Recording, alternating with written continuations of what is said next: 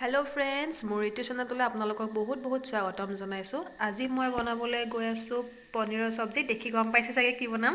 তাৰ বাবে মই লৈছো পিয়াজ তিনটা বিলাহী মই আগতীয়াকৈ কুটি ললো দেই। তাৰ পিছত পনীৰ আৰু ইফালে হল আদা আৰু নহৰুৰ পেষ্ট। কিন্তু পেষ্টটো মই একদম একে গুৰি কৰি লোৱা নাই, অকমানকে এয়া দেখিছেনে অকমান গোটা হৈ আছে, তেনেকৈ পিছি লৈছো। এতিয়া বলকচোন মই কেনেকৈ বনাইছো চাওঁ। কেৰাহী গৰম হৈ গ'ল, এতিয়া মই ইয়াত পিঁয়াজখিনি দি ল'ম।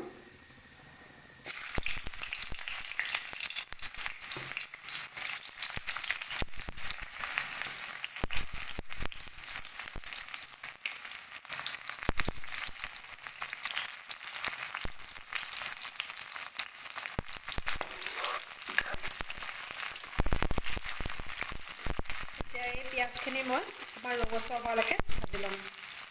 মোৰ পিঁয়াজ ব্ৰাউন কালাৰ হৈ গ'ল। এতিয়া মই ইয়াতে আদা আৰু নহৰুখিনি পিচি থৈছিলোঁ, সেইখিনি দি দিম। ভালকৈ অকণমান আদা আৰু নহৰু গোন্ধটো যোৱালৈকে অকণমান ভাজি ল'ম। এতিয়া মই ইয়াতে বিলাহীখিনি দি ল'ম।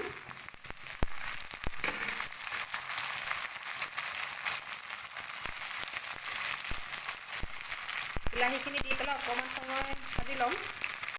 এতিয়া ইয়াতে দি ল'ম মই নিমখ আধা চামুচ,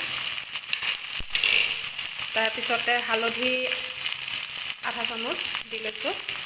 এতিয়া বিলাহীখিনি অকণমান জহি যোৱালৈকে ভাজি থাকিম। এয়া জহি গৈছে মোৰ। এতিয়া মই 1 কাপ পানী দি ল'ম। ইয়াত মই একো এক্সট্ৰা মছলা মই ইউজ কৰা নাইকিয়া, এনেকৈয়ে খাই পেলাই ভাল লাগে। আৰু এনেকৈ এবাৰ বনাই খাই চাব পাৰে, খাই পেলাই ভাল লাগে দেই বহুত। এয়া উতল আহিছে, উতল অহাত মই এতিয়া পনীৰখিনি দি ল'ম। এতিয়া আৰু অকণমান লৰাই দিম।